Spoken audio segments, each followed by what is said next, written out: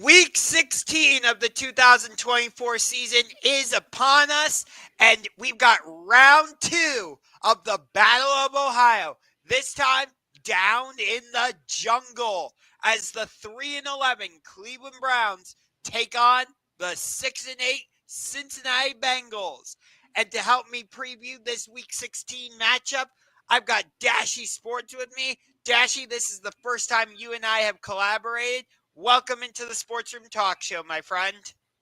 Glad to be here. I'm glad to talk more about the Browns Bengals rivalry history and when it all started and stuff.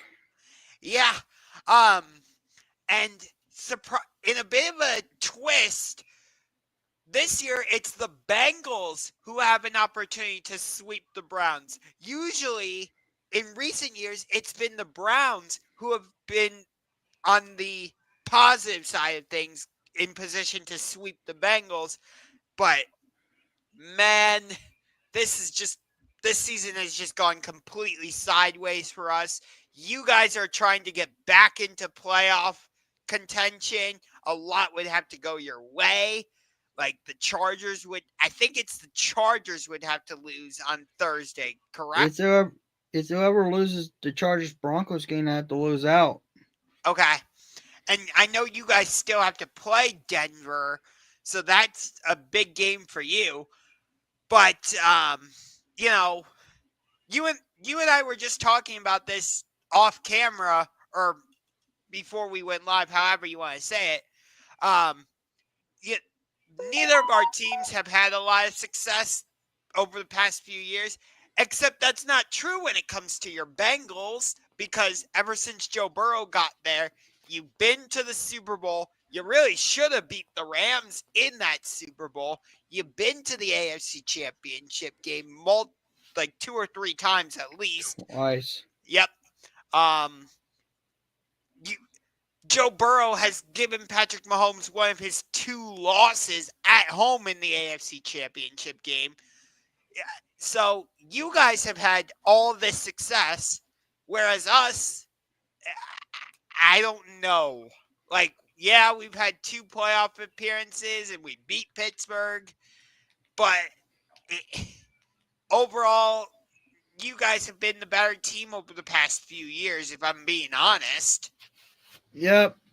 Even though we did finish last in the division last year, I if we I said many times to my teams, it's Super Bowl or bust. This is this season I have it as the last chance type of season for Zach Taylor. If he doesn't get us back to the playoffs or get us back to Super Bowl and win us a Lombardi this time, he's out.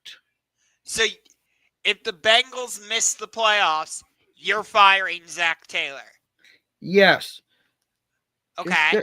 There should be no excuse why we can't make the playoffs this season, especially with a healthy Joe Burrow playing like a comeback player of the year / MVP type of level. Oh, yeah. If the Bengals had a better record, Joe Burrow would easily be in the MVP discussion. What's interesting is if you guys are able to climb your way back into the playoffs, you would potentially be heading to Buffalo to face Josh Allen and the Bills. Because even though the Chiefs are dealing with Patrick Mahomes' injury and they have all their issues, I think they're going to hold on to the number 1 seed, which would put Buffalo at the 2 seed. That would be a fantastic matchup. Josh Allen, Joe Burrow in the wild card round. That's not your average wild card matchup right there. No, because and plus we're 3-0 in the playoffs against the Bills, so they Bills pretty much are scared of us whenever we play them in the playoffs. Yeah, but you were talking about that if the Bengals do not get into the playoffs and make a deep run, you're firing Zach Taylor. But that's not the only question the Bengals have to answer this offseason.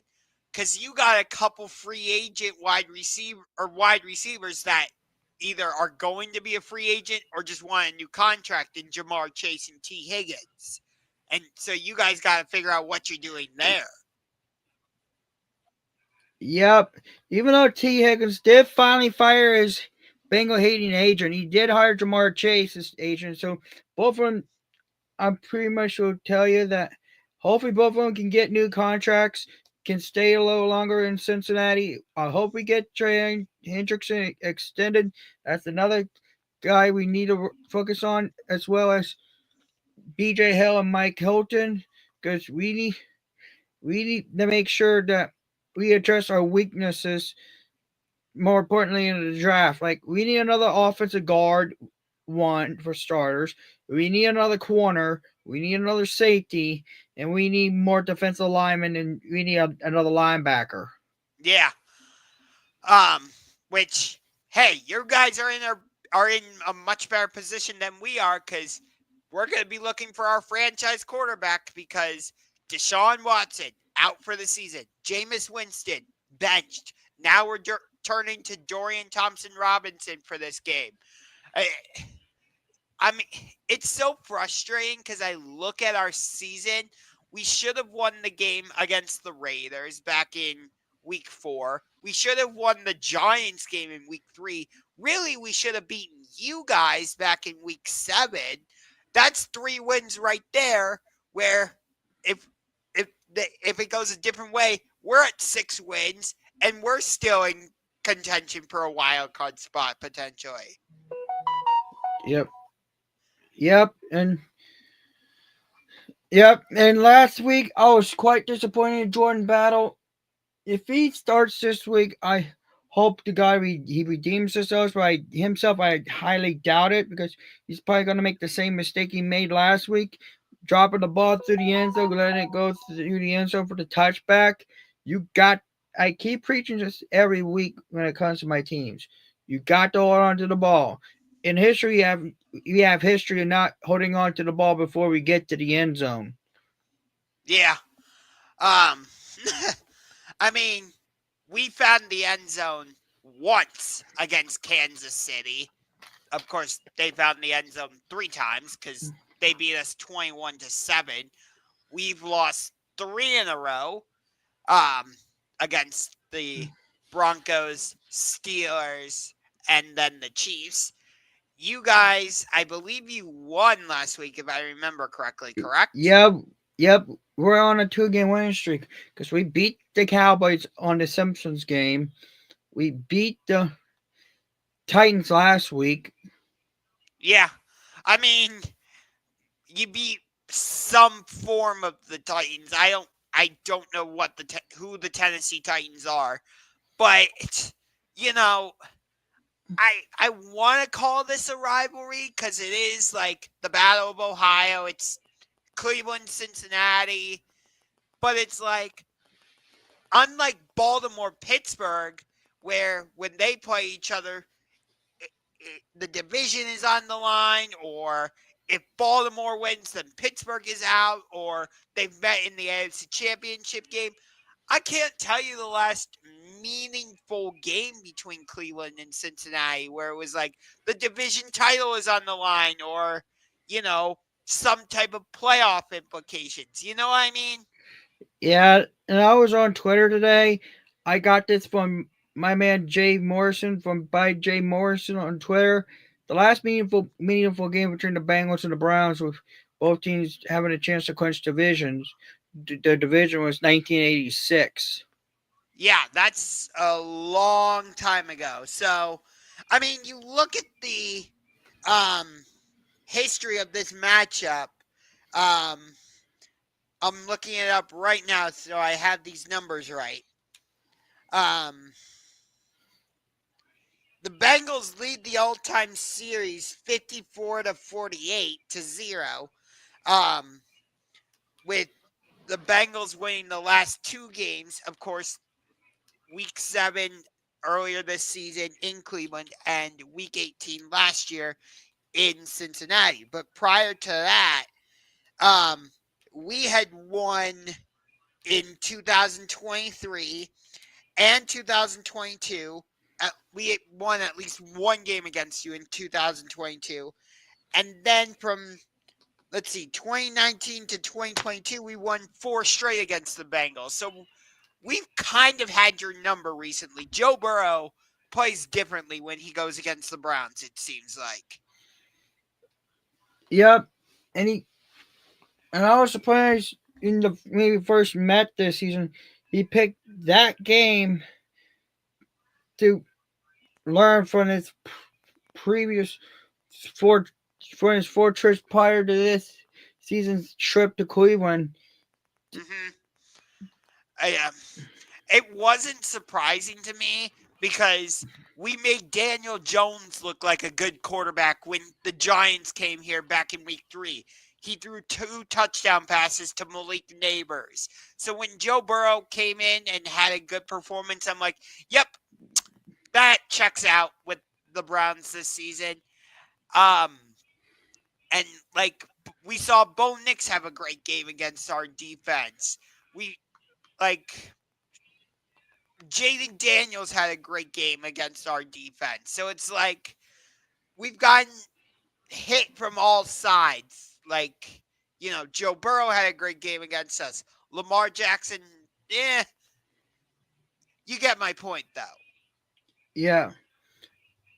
And we'll be without Sam Hubbard for the rest of the season due to the PCL injury. So, well, Yeah.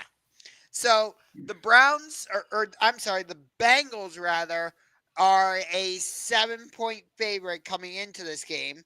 No, I'm sorry, 7.5. Um, yep. which for an AFC North game that seems a little high, but considering that the Browns are 3-11 and the Bengals are 6-8, trying to get back into the playoffs, it makes sense. Yep. And I know Zach Taylor. I know this coaching staff for a long time. So seeing to play down to their competition and stoop down to their competition's lowest and the games end up being closer than it should be. I mean, we did pull off surprise wins against Pittsburgh and Baltimore, so we do seem to play better against division foes. So I expect the Browns to give a solid effort. But that puts the Browns in a little bit of a tough spot. Do we A, try to ruin your chances of getting to the playoffs, or B, just try and lose the rest of the way and improve our draft positioning in order to maybe draft one of these quarterbacks that could be coming out of the coming could be at the top of the board. You know, Yeah. I mean, the conventional thinking would be try and spoil the Bengals' chances at going to the playoffs, and I think that's the direction I would be leaning in. Yeah, yeah. If you look at the prospects for quarterbacks, the number one quarterback prospect out there is Cam Ward. You had to go all the way down for Jalen Monroe for number 2, and then Quinn Ewers number 3 before you get to the next quarterback prospect, which is Carson Beck. Yeah, although I think Shador Sanders is going to go number 1, probably to the Giants.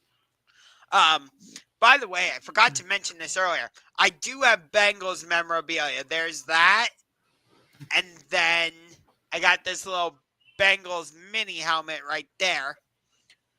So there you go. Um, but in terms of this matchup, I mean, you guys have the weapons offensively to just torch us. You got Jamar Chase, you got T. Higgins, you got. I'm trying to remember the other receiver that has come on recently for you. Andre Oshivas. That that's who it is. Um, and with us, we just lost Nick Chubb for the season with a broken foot. We traded Amari Cooper. Jerry Jeudy has been playing better as of recently, but again, we're gonna have Dorian Thompson Robinson. So David Njoku has been up and down, I would say. Elijah Moore, I want to say I can count on him, but I feel like I can't. You guys have the more reliable offensive weapons. It's that simple. So you should fairly easily dominate this game, I feel like. I really do. Yep. And the last time Miles Garrett and Amarius Mims went up against each other, Miles Garrett didn't get to Burrow one bit. Yeah, and Armarius Mims is a rookie for you, if I remember correctly. You drafted him this season. Yep. I think we found a stud at right tackle. The question is, can he stay healthy? Yeah. Um, but I would say that's one of the issues you guys have been having is your offensive line, I feel like, has not been able to stay healthy am if I remember correctly, right? Your Right, offense you've been having health issues all season with your offensive line. right. And we just need. We're probably gonna have to hope to get Orlando Brown Jr. back. Who knows? Alex Kappa's in concussion protocol, and if he can't start, we'll have to send out another rookie. This time, Matt Lee. So, but other than Miles Garrett, I feel like you don't really have anybody to really worry about on our defensive line. That's no disrespect to like uh, Dalvin Tomlinson or any of the other guys, but like it's relatively simple. If you can take away Miles Garrett, you will relatively easily, I would say, control the Browns' defensive line because it has not been what it was last season, where we were just kind of getting after the quarterback left and right, you know. And maybe that's because defensives have started attacking Jim Schwartz's defensive scheme differently. I mean, Yeah, you know, and I know the reason why the defense has been playing bad is because the Texans actually gave teams film, yeah, so I about mean, how to attack the Jim Short's defense. that is true. And if you go back and watch that Texans game in the wild card round, I think you guys can kind of copy that. Because, again, we've talked about it. You got Jamar Chase, you got T. Higgins, you got Andre Yosivash. You guys have weapons to attack our defense. And, you know, I, I don't know what I'm going to get out of my defensive backfield every week. I really don't. When it comes to Denzel Ward, Greg Newsome, MJ Emerson, Juan Thornhill, it, it's it's so unreliable and questionable each week.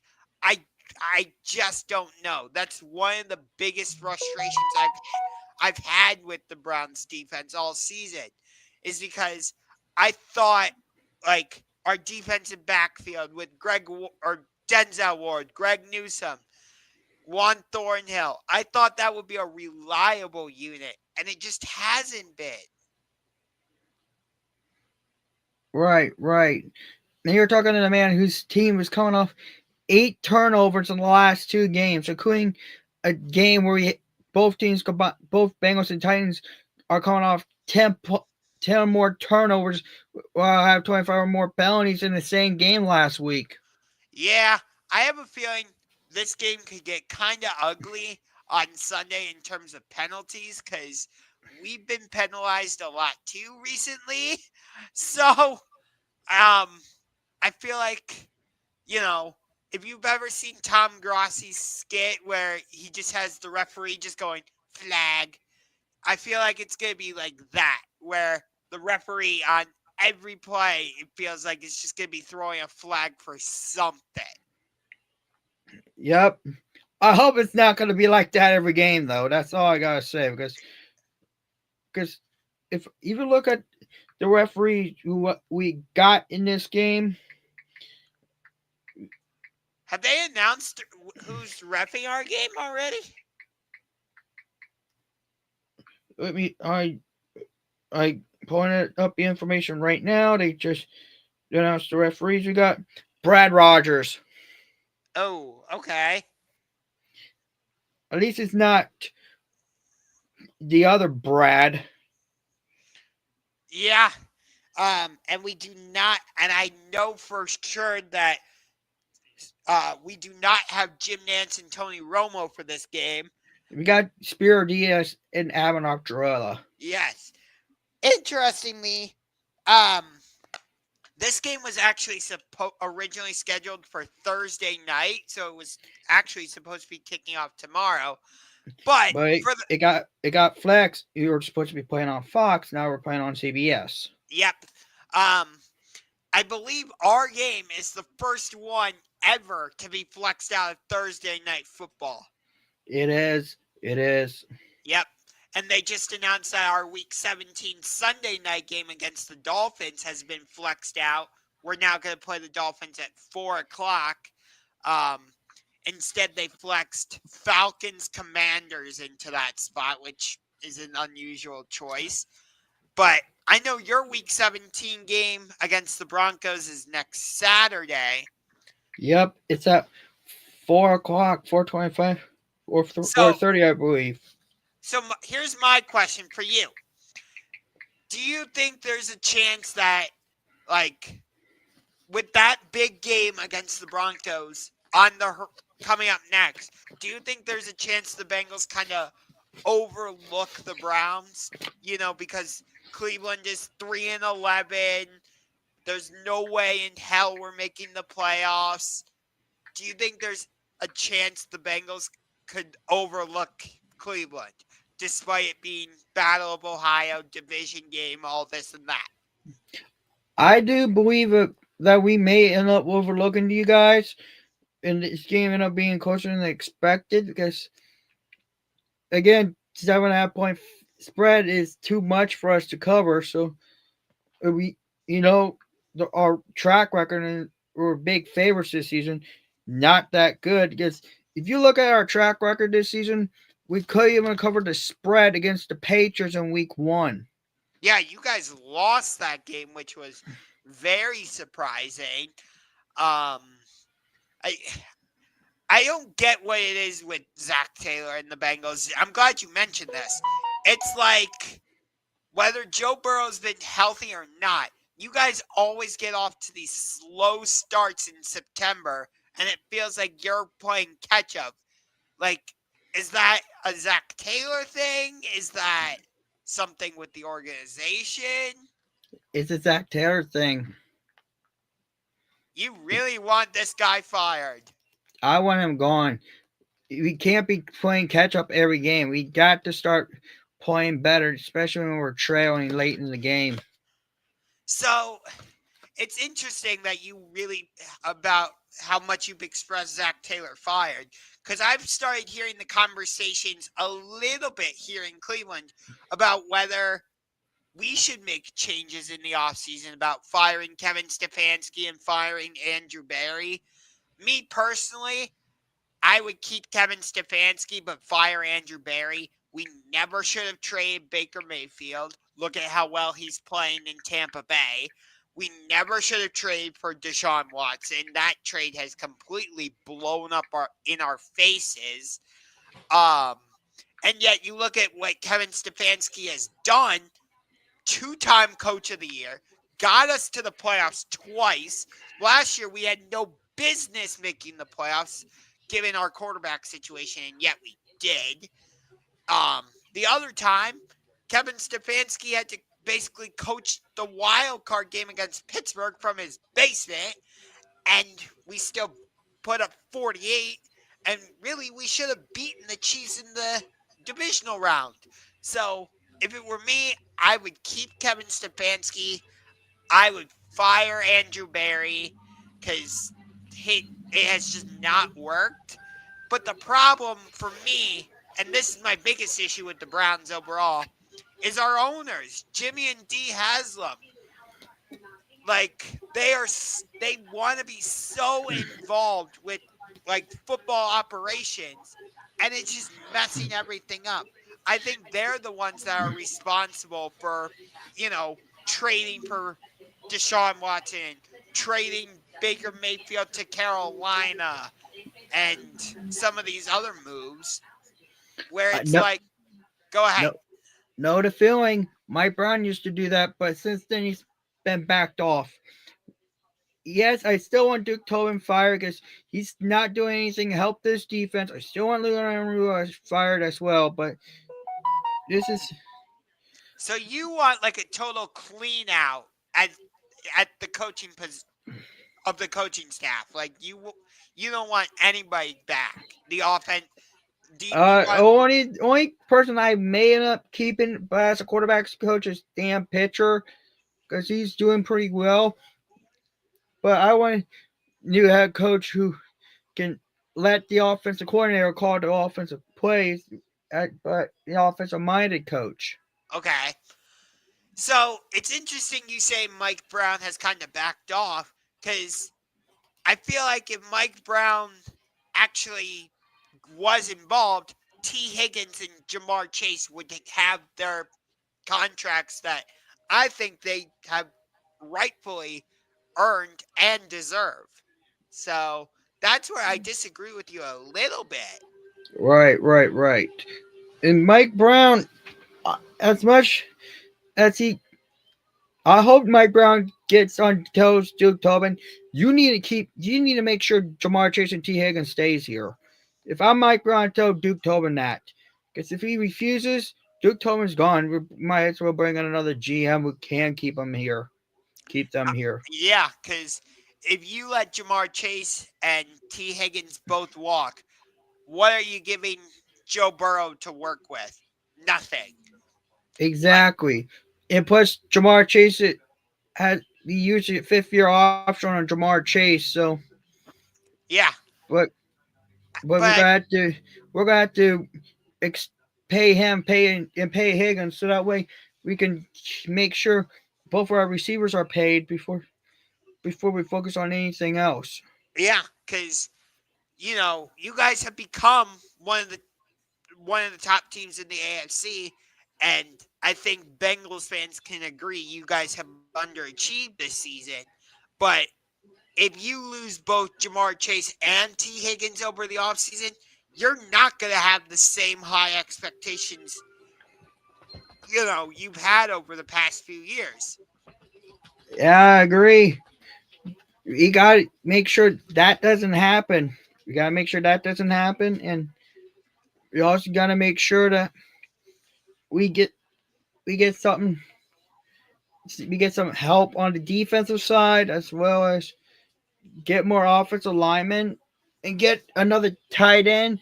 I know that we may end up keeping Gasecki, but I've seen reports saying Joe Burrow has reached out to Rob Gronkowski. I don't know if it's true or not, but I have to look and see. Okay. Um, that I don't think Gronk would come out of retirement. That's just my opinion.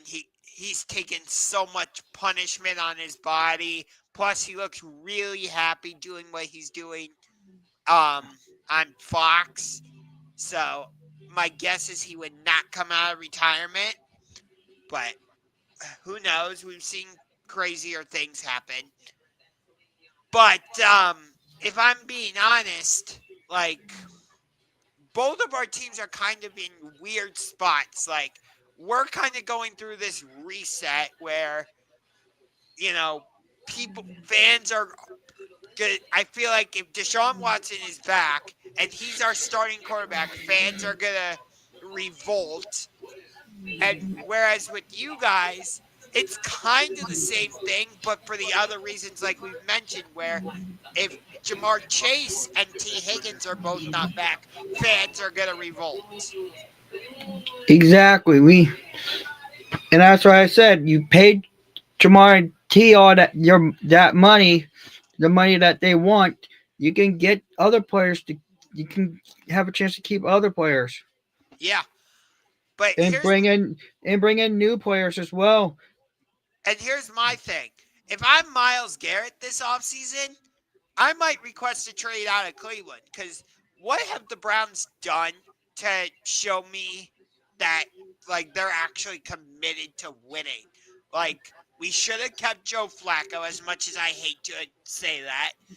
Um, but we didn't. And the like I said, the Deshaun Watson trade has completely blown up in our face. Jameis Winston didn't work out. Now we're turning to Dorian Thompson Robinson. It's just been like it's just been horrendous for Miles Garrett since he's come to Cleveland. And so if I'm him, I'm requesting a trade. Exactly. And if I'm Joe Burrow, tell the front I tell the front office staff get get some help on defense and bring in some more offensive weapons to help Yeah.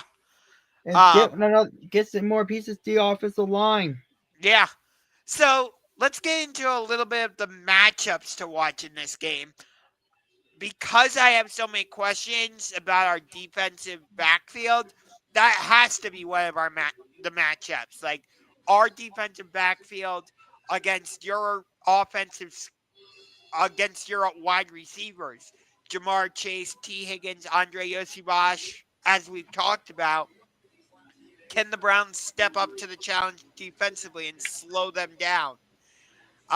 My second matchup of the game is Miles Garrett against your right tackle or left tackle, depending on where Miles lines up.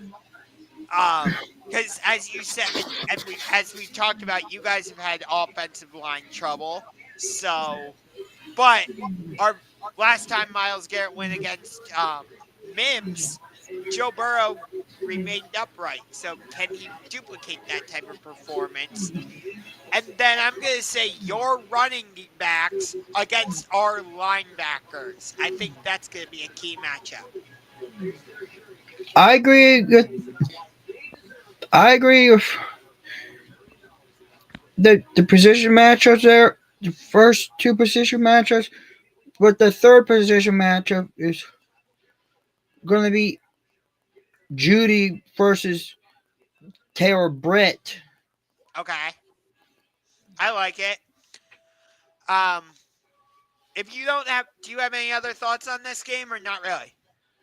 My other thoughts is, even though I'm throwing my prediction out there, you guys end up will cover covering the 7.5 point spread, but I hope the God we win because I think this will be a field. You will have your former draft pick K York if the game winning field goal as time expires, but I think this is going to be another close game. Yeah, I think so too. But here's my thing. If I don't, even though I'm a Browns fan and I'm a Browns YouTuber and all that, if I don't think the Browns are going to win, I'm not picking them. They haven't shown me a reason to pick them, so I'm going to go with the Bengals. I'll say Bengals actually cut, win by exactly the spread, 27-20. You also have the Bengals winning by the sounds of it. Dashy, I appreciate you coming in and talking Browns Bengals with me. Um, I am now a perfect 15 for 15 in my quest to do a video collaboration for every game on the Browns schedule. So, Miami Dolphins, you're now officially on the clock, and Baltimore Ravens, you're on deck. And Dashy, do you have any closing thoughts? My closing thoughts would be this: I if we're gonna make the playoffs, a lot is gonna have to happen. We Mhm. need we need a win out. We need whoever loses the Broncos Chargers game to lose the their last two games.